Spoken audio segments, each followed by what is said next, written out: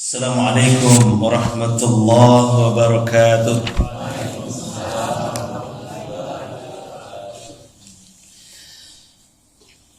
Alhamdulillah wa kafa, wassalatu wassalamu ala al-habibil mustafa wa ala alihi wa sahbihi wa mawafa.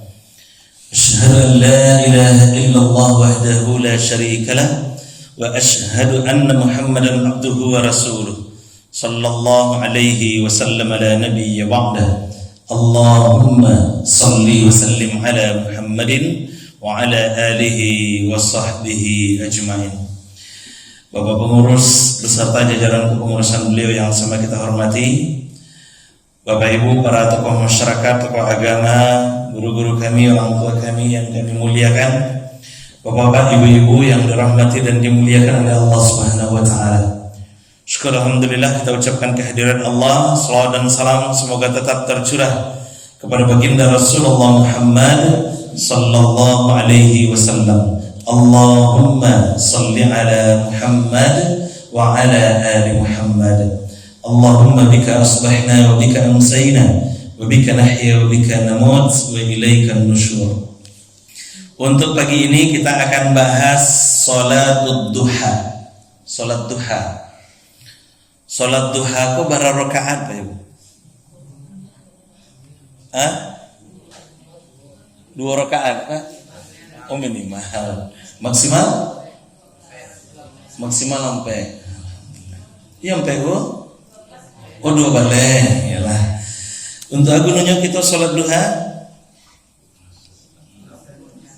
mempermudah rezeki, insyaallah. Alhamdulillah, berarti lancar-lancar rezekinya tuh, Pak. Bapak Ibu, kita akan lihat beberapa tuntunan yang ditulis oleh Muhammad bin Ibrahim bin Abdullah At-Tuwaijiri dalam kitab beliau ini. Pertama, salatul duha sunnah, hukumnya sunnah. Ini sesuai dengan hadis Rasulullah SAW. Salat duha ini salah satu salat yang istimewa, Bapak Ibu. Kalau tahajud itu spesial, maka duha istimewa. Kenapa istimewa? Karena Rasul mengistimewakannya. Jadi ada amalan yang diistimewakan oleh Rasulullah SAW. Di antaranya adalah sholat duha. Bagaimana Rasul mengistimewakannya? Rasul menjadikan ini sholat wajib. Jadi bagi Rasul, Bapak Ibu, duha itu wajib. Wajib. Kata Rasulullah, "Thalathun alayya faraid walakin tatawwa' lakum." Ada 3 amalan yang bagiku wajib tapi sunnah bagimu. Apa 3 amalan itu? Salatul duha wal udhiyah, dalam riwayat lain disebut wan nahar, wa salatul witir. Salat duha, berkurban, salat witir. 3. Salat duha, berkurban, salat witir. 3 ini bagi Nabi wajib untuk diri beliau. Nah, tapi karena beliau tidak ingin memberatkan kita, maka kata Rasulullah, lakin tatawwu' lakum, tapi sunnah bagimu. Poin pentingnya Bapak Ibu bukan pada wajibnya, bukan pada sunnahnya, tapi poin pentingnya kenapa Nabi sampai mewajibkan kepada diri beliau.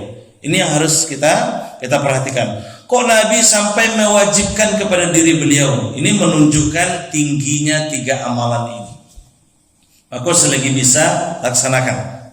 Ya, kan sunnahnya Ustaz, bukan perkara sunnahnya. Nabi memposisikan 3 amalan ini sebagai amalan istimewa. Ini menunjukkan tingginya nilai dari amalan itu. Ini poin pentingnya Bapak Ibu. Dia sunnah menurut hadis Rasulullah itu aqalluha raka'atan wala hadda li aktsariha. Minimal 2 rakaat wala hadda li aktsariha. Tidak ada batasan maksimalnya. Jadi lebih dari 2 boleh enggak? Boleh. Boleh enggak? Boleh. Jadi barang maksimal sholat duha itu ada batasannya. Nah, dia nanti ada di angka 12. Kalau lebih dari 12 nanti dia akan masuk sholatul awwabin namanya. Dia akan ada tersendiri juga nanti itu Bapak Ibu. Oke, kapan kita tunaikan sholat duha itu? Waktu salatul duha yabda'u ba'da irtifa'i syamsi, ay ba'da 15 daqiqah takriban. Dimulai sejak sempurna terbitnya matahari, atau setelah lebih kurang 15 menit, 15 daqiqatan, takriban 15 menit lebih kurang, ila qabiliz zawal, sampai batas akhirnya nanti qabiliz zawal. Qabiliz zawal itu waktu zawal, waktu matahari tagak. Nah, kalaulah tagak matahari berarti itu tidak boleh lagi kita sholat, karena itu termasuk waktu yang terlarang. Waktu yang terlarang sholat itu dia ada 5, tapi disederhanakan nanti menjadi 3 dia. Pertama dari subuh sampai matahari mau keluar, sampai matahari tiba di masyrik. Nanti dari matahari keluar itu sampai matahari sempurna keluar, nanti prosesnya syuruk namanya. 2, jadi dari selesai sholat subuh, kini Bapak Ibu itu terlarang sholat. Kini terlarang sholat tuh, karena kita sudah menunaikan subuh sampai matahari sempurna keluar nanti. Nah, disatukan dia. Kemudian yang ketiganya, ini matahari sedang tagak. Matahari sedang tagak mana? Sampai matahari condong, kok masuk waktu zuhur. Kemudian yang keempat, selesai sholat asar. Jadi selesai sholat asar tidak ada lagi sholat sampai matahari mau terbenam. Matahari mau terbenam. Yang kelima, matahari dalam proses terbenam, namanya ghurub nantinya. Matahari dalam proses terbenam sampai matahari sempurna terbenam. Kalau sudah sempurna terbenam baru boleh sholat, namanya sholat maghrib. Nah, sholat maghrib, oke? Kecuali sholat yang punya sebab, itu dibolehkan nanti. Oke Bapak Ibu, jadi 5 waktu yang terlarang untuk sholat. Nah, sampai qabil zawal, matahari tagak itu batasan maksimal kita menunaikan sholat duha. Dimulainya kapan? Dimulainya matahari sempurna keluar. Jadi begini Bapak Ibu, ada pertama istilahnya dulu masyrik. Masyrik itu tempat matahari mau keluar, namanya masyrik. Kita menerjemahkan dengan timur, minal masyriki wal maghrib. Nah, matahari mau keluar itu masyrik, matahari tempat terbenamnya itu namanya maghrib. Nah, matahari mau keluar itu Bapak Ibu, dari masyrik itu naik dia, proses naiknya ini disebut dengan syuruk. Jadi dia syuruk itu bukan sholat. Syuruk itu waktu dan proses keluarnya matahari. Setelah matahari sempurna keluar, nah baru kita boleh sholat. Nah, sholat yang pertama setelah proses syuruk itulah kemudian disebut dengan sholat isyraq. Sholat isyraq. Bapak Ibu pernah mendengarkan dan pernah juga menunaikan? Sholat isyraq namanya. Oke Bapak Ibu, proses ini lamanya lebih kurang 8-12 menit. Maka dimaksimalkan nanti supaya sempurna dia menjadi 15 menit. Maka di kalender itu biasanya ditulis tuh Bapak Ibu waktu isyraq. Di sini ada Pak? Ada waktu syuruknya. Jam 6.15. Prosesnya nanti itu akan memakan waktu 8-12 menit. Akan disempurnakan nanti, baru akan sempurna dia kalau sudah 15 menit. Lewat dari itu boleh. Tapi kalau kurang dari itu, ini yang dikhawatirkan masih masuk waktu yang terlarang. Nah, makanya sengaja kalau ulama lebih memilih lewat daripada kurang. 6.15 kalau ditambah 15 menit berarti 6.30 dia. Oke Bapak Ibu, sekarang lihat waktu maghrib. Waktu maghrib jam berapa? Sebentar lagi kita lihat. 6 pas dia 6.30 juga kan? 6.30. Maka untuk melihat waktu syuruk itu, kapan kita bolehnya sholat isyraq, perhatikan saja waktu maghrib. Jam bara waktu maghrib, jam segitu pula paginya awak boleh sholat isyraq. Oke Bapak Ibu, mudah kan? Mudah. Jadi kalau awak misalnya tidak ada kalender misalnya kan bisa. Atau kadang-kadang di siku kan tidak ditulis yang waktu syuruknya itu. Nah, jam bara kita boleh sholatnya itu. Waktu syuruk tambah 15 menit.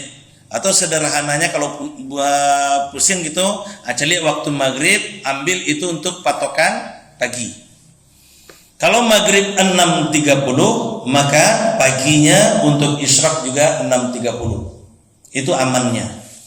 Oke Bapak Ibu, itu sholatnya hanya 2 rakaat. Sholatnya hanya 2 rakaat, tapi dia punya syarat.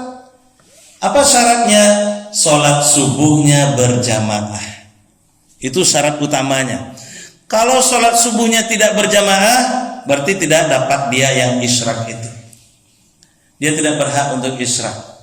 Oke, maka keluarlah kemudian hadis riwayat At-Tirmizi nomor hadis 586.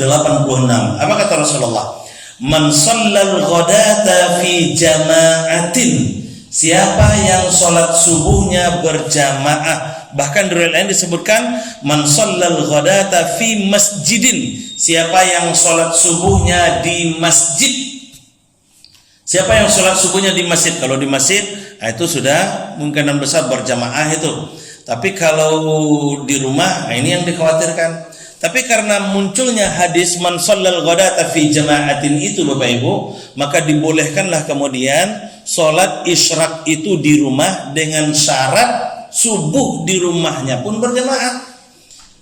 Misal untuk ibu-ibu yang punya anak bayi misalnya kan, tidak mungkin ditinggal ke masjid, maka di rumahlah sholat subuh. Tapi harus berjamaah di rumah tuh. Josia berjamaah, apa ke masjid?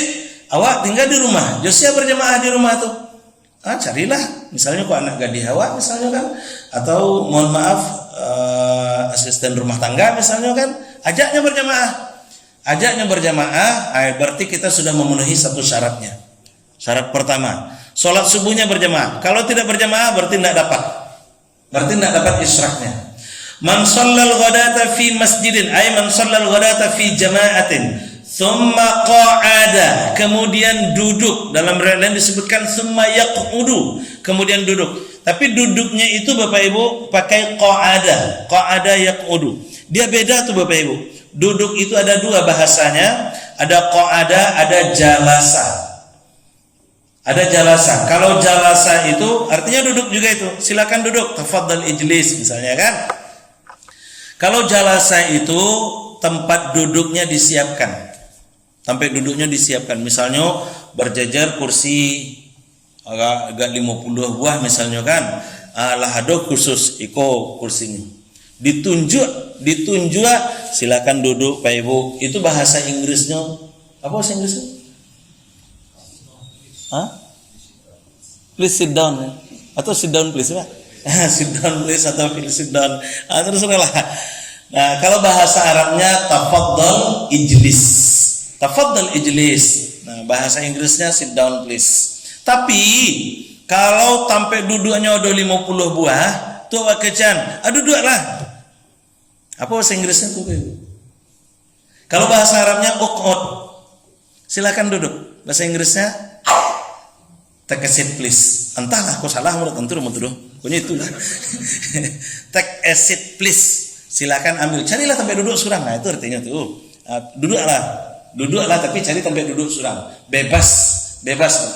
Artinya kalau qa'ada itu duduknya bebas, jalasa itu duduknya ditentukan. Nah, hadis ini, hadis Tirmizi 586 ini dia pakai qa'ada. Kalaulah hadis itu pakai jalasa, tentu awak duduknya di tadi awak sholat subuh. Siapa yang sholat subuh berjamaah lalu kemudian duduk di tempat sholat subuhnya, misalnya di siko atau di sholat subuh, maka di siko duduknya. Nah, sekarang karena bahasa hadis itu pakai qa'ada, man shallal ghadata fi jama'atin thumma qa'ada ay thumma yaq'udu, kemudian dia duduknya pakai qa'ada, maka bebas duduknya di mana saja asalkan di wilayah tempat sholat duduknya itu, sholat subuhnya itu. Jadi silakan duduk, memilih dinding atau tonggak sampai basanda sambil duduk maunju pun boleh. Sampahkan ngantuk-ngantuk selayang pun boleh juga. Silakan bebas. Asalkan tidak lolong ngorok selama. Bebas Bapak Ibu duduknya. Nah, apa yang kita lakukan waktu duduk itu? Yadhkurullah. Thumma yaq'udu yadhkurullah. Atau summa qa'ada wa yadhkurullah, kemudian dia duduk dan berzikir kepada Allah. Zikirnya apa? Boleh pakai zikir lisan. Subhanallah walhamdulillah wa la ilaha illallah wallahu akbar. Zikir biasa yang diajarkan oleh Rasulullah itu kan. Subhanallah, tasbih, subhanallah walhamdulillah, tahmid, la ilaha illallah, tahlil, Allahu akbar. 4. Subhanallah walhamdulillah wa la ilaha illallah wallahu akbar. Itu yang kita lazimkan. Boleh. Baca Al-Quran boleh Ustaz? Boleh. Karena bacaan Al-Quran itu bagian dari zikir. Ngaji boleh. Karena bermajelis ini adalah bagian dari zikir.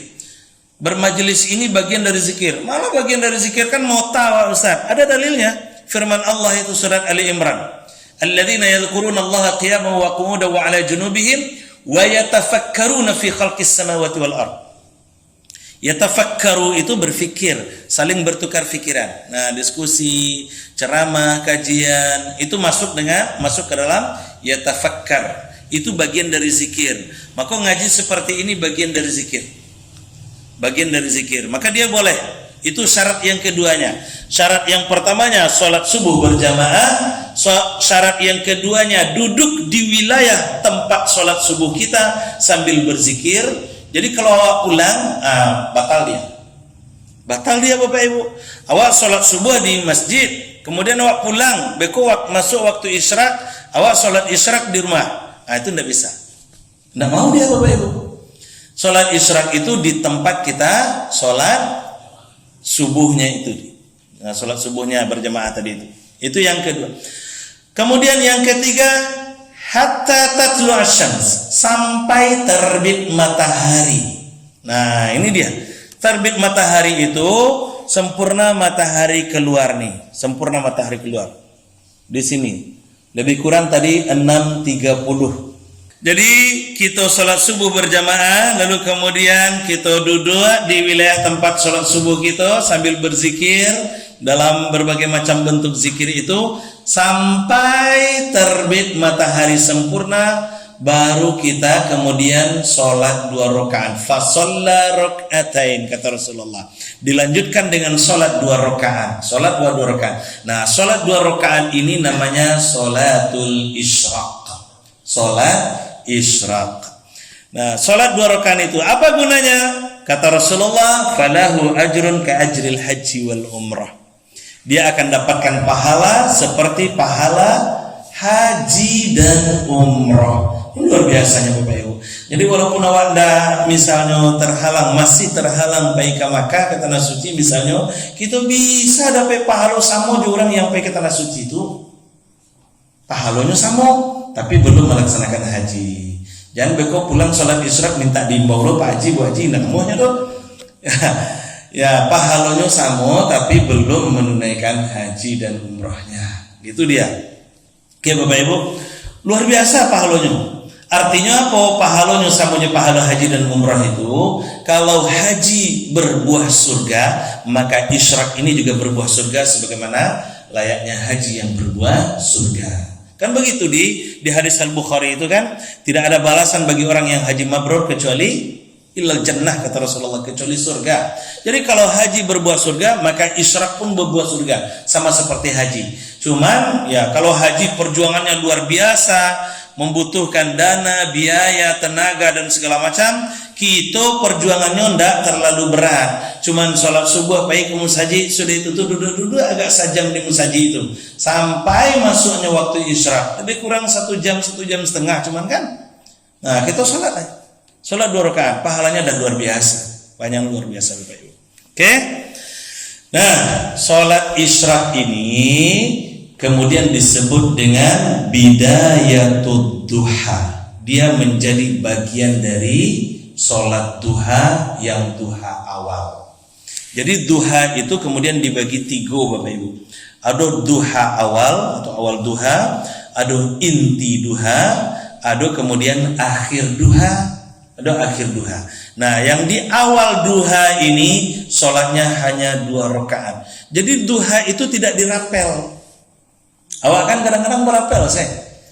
Nah, jam 9 beko ambil wudu, awak sholat, beko 2 balik rakaat, ya kan? Merapel langsung 2 balik rakaat. Dia tidak seperti itu Bapak Ibu. Apakah boleh yang seperti itu dirapel kayak gitu Ustaz? Boleh. Cuman tentu kita tidak dapat bagian dari apa yang sudah dijanjikan oleh Rasulullah tadi. Dan kualitas kita kan di sini ditentukannya. Di sini Bapak Ibu. Itu yang pertama. Jadi sholatnya hanya 2 rakaat. Jadi kerjaan 2 rakaat dulu. Sudah itu tuh. Nabi biasanya beliau pulang. Nabi Bapak Ibu, kita cerita Nabi dulu. Nabi itu selesai sholat subuh, beliau akan berzikir di masjid. Kadang-kadang berdiskusi dengan sahabat di masjid sampai terbitnya matahari itu.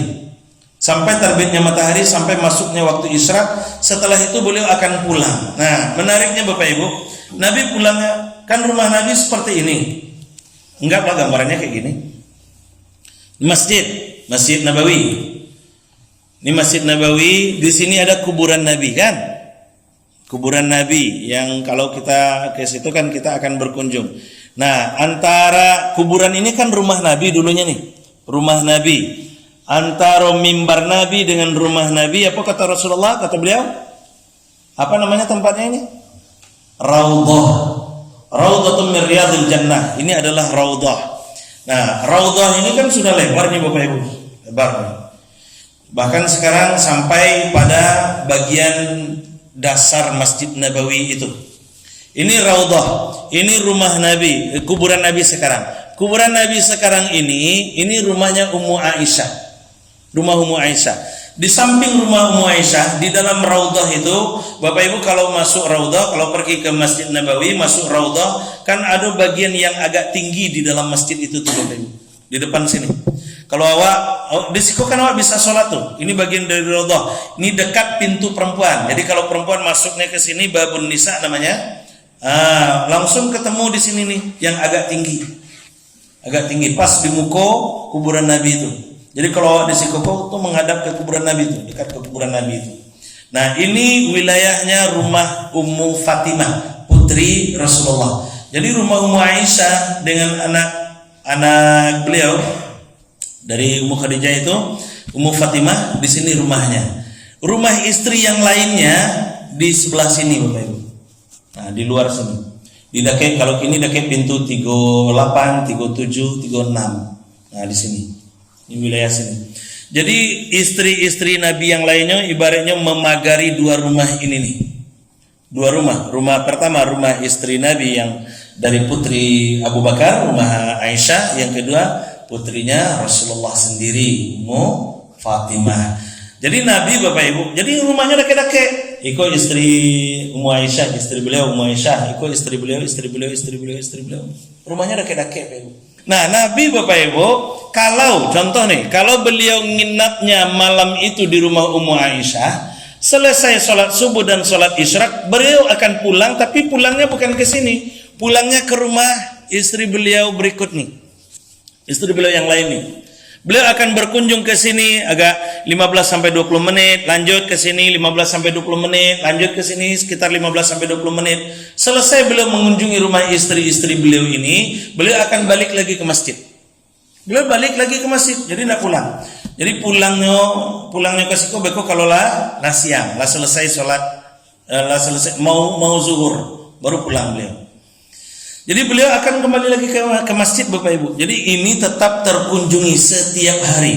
Kalau nginapnya di malam ini di rumah sini misalnya kan, di rumah Ummu Maimunah misalnya kan, maka paginya ke rumah Ummu Aisyah, ke rumah Ummu Habibah dan begitu seterusnya.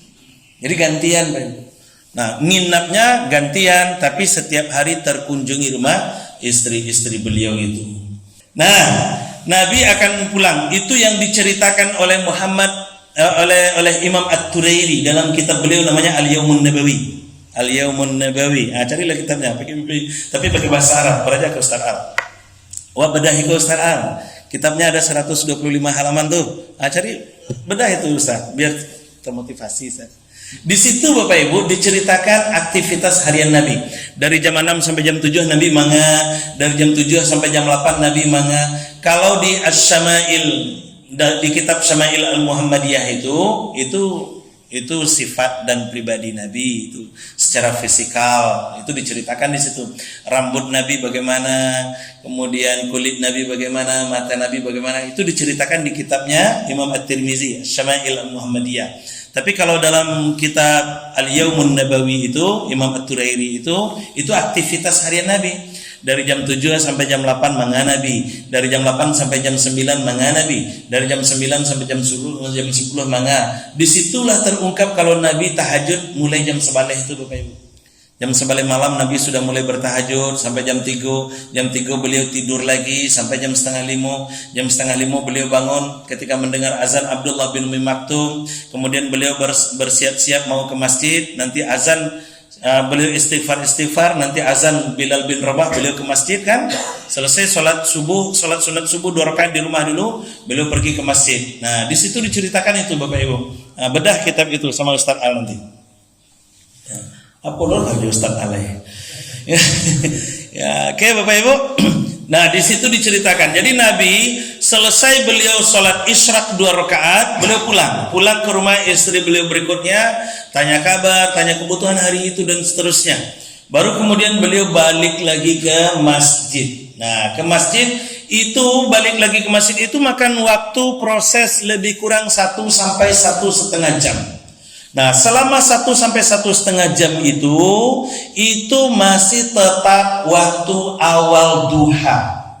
Jadi waktu awal duha itu lebih kurang ya maksimal 1,5 jam sejak proses syuruknya. Dari jam 6.05 baleh tadi itu hitung 1,5 jam. Berarti jam 7 sampai 5, jam 8 kurang 5 baleh, ya Pak? Ya, jam 8 kurang 5 baleh. Itu batas maksimalnya awal duha. Jadi kalau awak sholat isyraq itu jam 7 pun boleh ya. Jadi beko awak berhentinya enggak setengah 7 Bapak Ibu. Jam 7 baru berhenti Pak. Ya. Jam 7 boleh. Jam setengah 8 pun masih boleh untuk sholat isyraq. Untuk sholat isyraqnya. Sholat yang 2 rakaat itu masih boleh. Oke. Waktunya lebih kurang 1 sampai 1,5 jam. Kalau di dalam bahasa hadis kan bukan jam kan. Patokan Nabi itu idza staddal harra hina tarmadul fisal. Ketika matahari mulai menyengat, anak onta mulai merasa kepanasan sehingga dia mencari tempat perlindungan dia. Nah, biasanya anak unta ya Bapak Ibu, bukan induknya. Kalau induknya suhu sampai 50 derajat itu santai saja tuh. Jam 2 baleh siang, jam 1 siang itu santai saja tuh. Kalau induknya, tapi kalau anaknya tidak tahan. Anak unta itu akan cari tempat perlindungan kalau matahari udah mulai menyengat. Itu diperkirakan itu jam, kalau waktu sekarang itu jam 8 kurang seperempat atau jam setengah 8, jam 8 kurang seperempat. Nah, kalaulah masuk jam 8 kurang seperempat itu berarti sudah masuk waktu inti duha. Masuk inti duha. Nah, selama proses awal duha tadi sholatnya hanya 2 rakaat. Dan manfaatnya, fadilahnya kata Rasulullah, apa tadi fadilahnya Bapak Ibu? Ya, pahala haji dan umrah, artinya mengumpulkan pahala. Jadi pagi itu awak mengumpulkan pahala sedulunya. Alun memperlancar rizki kiranya oleh. Walaupun itu bagian dari sholat duha. Walaupun itu bagian dari sholat duha, tapi yang duha awal itu untuk mengumpulkan pahala, bahkan pahalanya setara dengan haji dan umrah. Luar biasanya Bapak Ibu. Jadi kalau ingin dapatkan pahala setara haji dan umrah, maka silakan ambil peluang isyraq itu. Tapi kalau awak pulang misalnya kan selesai sholat subuh, awak pulang. Beko misalnya jam 7 awak sholat, bolehkah sholat jam 7 itu? Boleh. Karena dia sudah masuk awal duha. Dia sudah boleh sholat duha, udah boleh Bapak Ibu. Dan bahkan isyraq itu sendiri kan bagian dari sholat duha. Boleh, tapi tidak dapat pahala haji dan umrah tadi. Dia hanya dapat pahala duhanya. Pahala duhanya. Oke Bapak Ibu. Nah, lanjut. Untuk inti duha, berapa rakaat sholatnya? 4 sampai 6 rakaat. Boleh lebih dari itu? Boleh. Tapi biasanya dibagi 4 sampai 6 rakaat. Kalau kita tunaikan 6 rakaat, maka sudah 8 rakaat dia tuh. 2 di awal tadi, kemudian tambah sampai atau 6 rakaat. Berarti sudah 8 rakaat dia. 8 rakaat, 2 kali sampai. Yang di inti duha ini sholatnya 4 sampai 6 rakaat. Untuk apa yang inti duha ini? Nah, kita lihat hadisnya. Hadisnya dari Abu Dzar radhiyallahu anhu an Nabi sallallahu alaihi wasallam qala. Dari Abu Dzar bahwasanya Nabi sallallahu alaihi wasallam bersabda, kata Abu Dzar, "Yusbihu ala kulli sulama min ahadikum shadaqah." Setiap ruas tulang belulang kamu itu mesti bersedekah. Jadi setiap ruas tulang awak bara ruas Bapak Ibu. Bara karek tulang awak. Ay, kok gagal pelajaran IPA-nya dulu nampaknya Kak. 8 karek. Sekete. Iko sila 3. Cik dulu 3. Kalau 3 lah. 3 lah 9 lah. 3 karek lah. Nah, kalau 3 lo nampak. Iko tanda ndak beraja IPA atau cabut dulu waktu sekolah nampaknya kan. Aduh, belajar anatomi tubuh kan. Berapa potong tulang belulang kita? 360 potong. 360 ruas. Ya. 360 itu Bapak Ibu harus ditunaikan sedekahnya. Nyo harus bersedekah setiap pagi. Yusbihu. Yusbihu itu dari kata subah, subuh, pagi. Jadi setiap pagi itu nyo harus bersedekah. Tulang awak itu harus bersedekah. Apa bentuk sedekah tulang belulang awak itu? Fa kullu tasbihatin sedekah. Setiap tasbih itu adalah sedekah. Subhanallah. Jadi sedekahnya dalam bentuk zikir ternyata. Artinya apa? Berarti kita yang punya diri harus berzikir setiap pagi. Subhanallah, subhanallah. Tulang belulang kita 360 banyaknya. Tunaikan sedekahnya setiap tulang tu. Kemudian apa lagi? Wa kullu tahmidatin sedekah. Setiap tahmid itu adalah sedekah. Alhamdulillah. Subhanallah, walhamdulillah. Itu adalah sedekahnya tulang belulang kita. Kemudian apa lagi? Wa kullu tahlilatin sedekah. Setiap tahlil adalah sedekah. La ilaha illallah. Itu adalah sedekah. Subhanallah, walhamdulillah, wa la ilaha illallah. Itu sedekahnya. Kemudian apa lagi? Wa kullu takbiratin sedekah. Setiap takbir adalah sedekah. Allahu akbar. Subhanallah, walhamdulillah, wa la ilaha illallah, wallahu akbar. 4. Subhanallah, walhamdulillah, wa la ilaha illallah, wallahu akbar. 360 tulang awak tunaikan sedekahnya di awak. Mangga awak pakai tulang tu kan? Kalau nak dosa pakai tulangnya. Enggak usah pakai tulangnya, tangan cik-cik. Nah, jadi harus bersedekah kita setiap pagi Bapak Ibu. Subhanallah, walhamdulillah, wa la ilaha illallah, wallahu akbar. Lai taluk raso-rasonya. Lai taluk nak? Insyaallah agak meragukan. Wa amrun bil ma'rufi shadaqah wa nahyun 'anil munkari shadaqah. Menyuruh orang lain berbuat baik itu adalah sedekah. Mencegah orang lain berbuat buruk itu adalah sedekah. Jadi pagi-pagi awak ceramah kerja awak pagi-pagi. Berarti lah bersedekahnya tu mah. Alhamdulillah lah tunaikan berarti mah. Nah, berceramah bukan hanya ceramah yang kayak gini Bapak Ibu. Tiba di jalan beko nampak orang kan, nampak orang ndak pakai jilbab, pakailah jilbab. Itu udah nyuruh orang lain tuh berbuat baik tuh kan. Berarti kita sudah bersedekah tuh, menasehati orang. Kan ndak harus menjadi ustaz untuk ceramah itu kan. Ndak harus menjadi ustaz.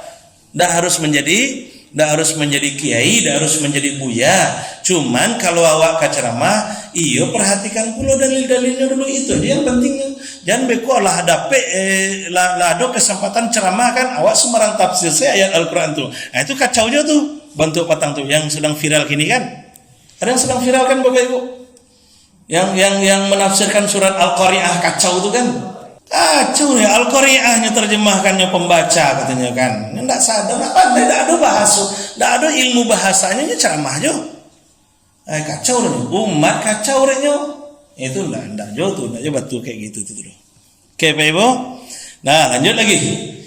Itu sedekahnya tulang belulang kita. Subhanallah, walhamdulillah, wa la ilaha illallah, wallahu akbar, atau menasehati orang lain. Itu adalah sedekahnya tulang belulang kita. Itu harus kita tunaikan setiap pagi. Nah, kalau kira-kira insyaallah.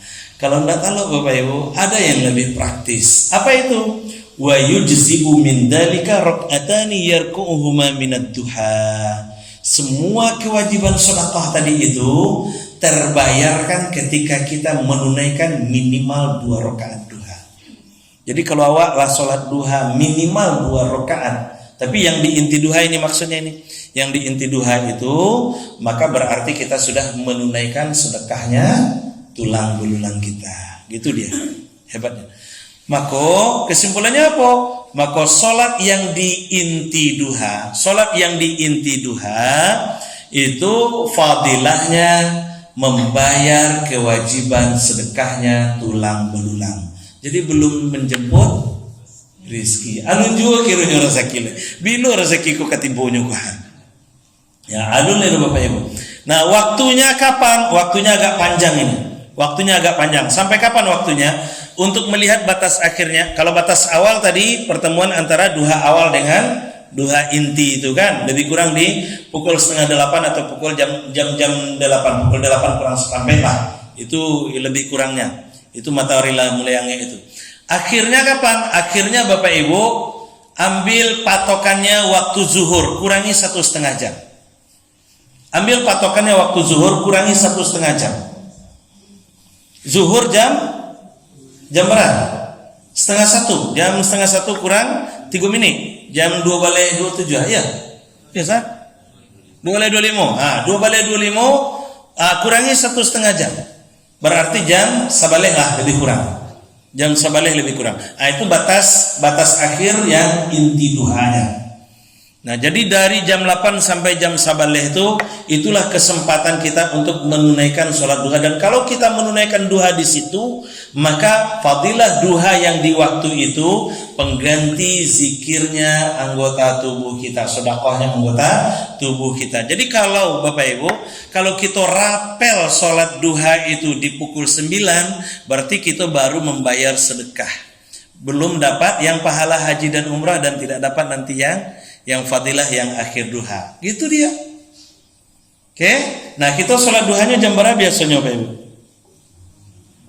Jam 9. 8:30. Nah, berarti itu yang pengganti zikir tuh. Sedekahnya anggota tubuh kita Bapak Ibu. Makanya rezeki itu agak sandek-sandek jadinya kan. Ini enggak untuk menyebut rezeki dan untuk memperlancar rezeki. Belum. Oke Bapak Ibu. Nah, nanti jam 11 masuk akhir duha. Jam 11 masuk akhir duha. Waktunya lebih kurang 1,5 jam. Yang akhir duha itu. Kalau awal duha 1,5 jam, akhir duha juga 1,5 jam, tapi hitung mundur dari zuhur. Nanti Bapak Ibu, kalau Rasul di dalam Al-Yawmun Nabawi itu diceritakan Rasul mengurangi yang 1,5 jam itu, setengah jam terakhir sebelum zuhur itu Nabi tidak sholat. Nabi istirahat. Sholat tidur beliau.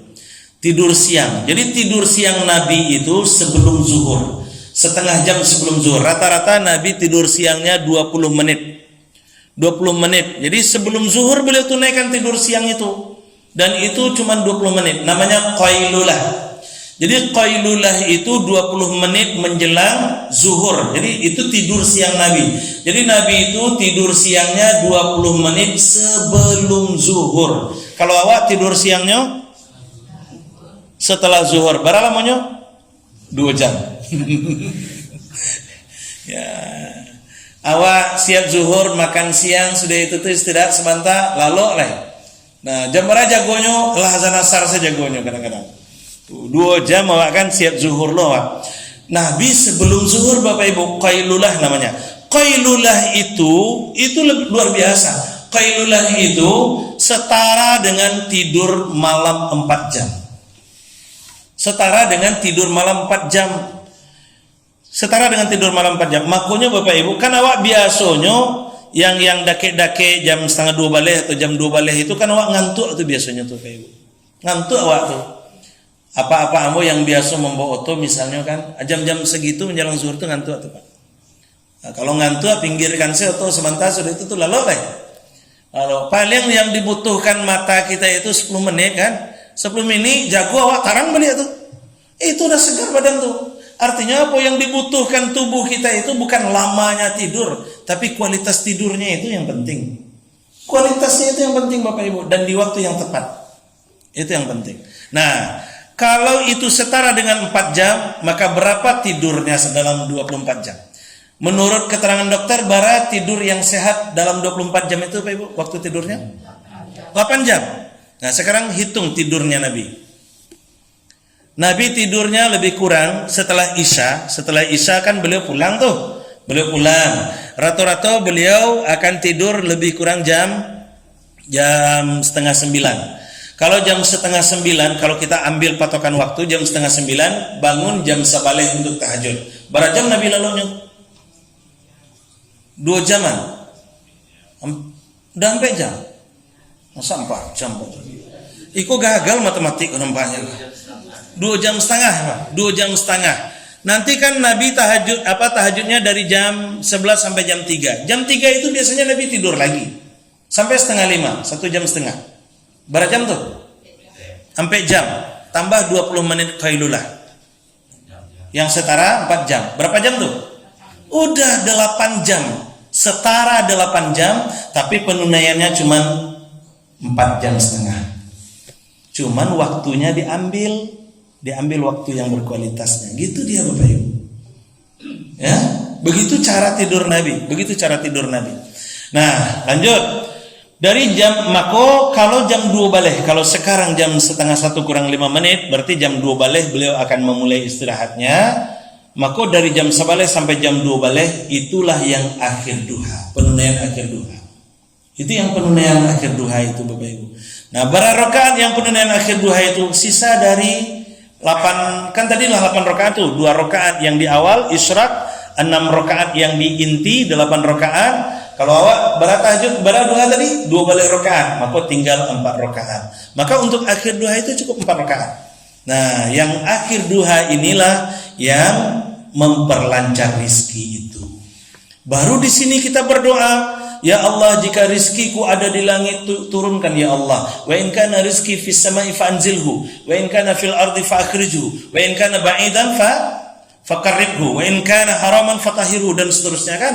Kalau rizkiku ada di langit turunkan ya Allah. Kalau rizkiku ada di bumi keluarkan ya Allah. Kalau rizkiku jauh dekatkan ya Allah. Kalau rizkiku sedikit banyakkan ya Allah. Kalau rizkiku haram halalkan ya Allah, dan seterusnya dan seterusnya. Disitulah kita mohon rizkinya itu. Di situ kita mohon supaya rizkinya kita diperlancar itu. Itu dia Bapak Ibu. Nah, oke. Jadi Bapak Ibu, duha itu ya sejatinya dibagi 3. Kalaupun kita menunaikan hanya di satu waktu, itu pun boleh. Kita rapel misalnya, itu pun boleh. Tapi sebaiknya kita ambil peluang-peluang. Karena apa? Karena momentum untuk mendapatkan fadilahnya itu di waktu yang sudah ditetapkan oleh Rasulullah Sallallahu Alaihi Wasallam itu. Kalau kita ambil peluangnya, insya Allah kita akan dapatkan fadilahnya. Ingin mengumpulkan pahala, maka fadilahnya, maka ambil yang peluang isyraqnya. Ingin mengganti membayar zikir, maka ambil yang inti duhanya. Memperlancar rezeki, nanti yang di akhir duhanya. Begitu dia Bapak Ibu. Ayatnya bagaimana? Salat duha ini terserah ayatnya apa saja, tapi upayakan disesuaikan dengan apa yang kita mohonkan dan apa yang sudah dijanjikan oleh Allah dan Rasulnya. Kalau yang pagi yang isyraq itu, kata Nabi, pahalanya seperti pahala haji dan umrah, maka dahulukan ayat-ayat yang terkait dengan haji dan umrah. Surat Al-Baqarah itu kan, wa atimul hajja wal umrata itu kan, atau innas safa wal marwata min syairillah. Dahulukan ayat-ayat itu. Nanti di inti duha kan pengganti zikir itu, maka dahulukan ayat-ayat zikir. Inna fi khalqis samawati wal ardi wa ikhtilafil laili wan nahar la ayatin li ulil albab alladziina yadhkuruna Allaha qiyaman wa qu'udan wa 'ala junubihim wa yatafakkaruna fi khalqis samawati wal ardi, dan seterusnya itu. Dahulukan ayat-ayat itu. Nah, nanti di akhir duha kan memperlancar rezeki yang di akhir duha. Maka yang di akhir duha ini pancing rezeki itu dengan ayat-ayat yang terkait juga dengan rezeki. Nah, apa ayat yang terkait dengan rezeki? Ayat surat At-Talaq kan, surat ayat 1000 dinar yang kita kenal itu. Wa may yattaqillaha yaj'al lahu makhraja wa yarzuqhu min haitsu la yahtasib itu. Dahulukan ayat-ayat itu. Enggak hafal awak dah Ustaz. Udahlah, qul huwallahu ahad, ta'ina salanai. Kalau enggak juga hafal. doanya kita pun Bapak Ibu disesuaikan dengan apa yang sudah dijanjikan oleh Allah Subhanahu wa taala. Doanya disesuaikan juga. Awak sekaligus doanya Ustaz, ayolah sekaligus lah. Tapi kalau ingin dapatkan kualitas yang lebih baik, tentu disesuaikan dengan apa yang sudah dituntunkan oleh Rasulullah sallallahu alaihi wasallam. Oke Bapak Ibu. Nah, cukup? Cukup belum? Kok mau tambah balik wah? Dah, barangkali untuk pagi ini kita cukupkan sampai di sini. Mudah-mudahan ada manfaatnya buat kita bersama. Mohon maaf apabila ada kesalahan dan terima kasih atas perhatiannya. Wallahu a'lam bissawab. Subhanallahumma bihamdik asyhadu an la ilaha illa anta astaghfiruka wa atubu ilaik. Assalamualaikum warahmatullahi wabarakatuh.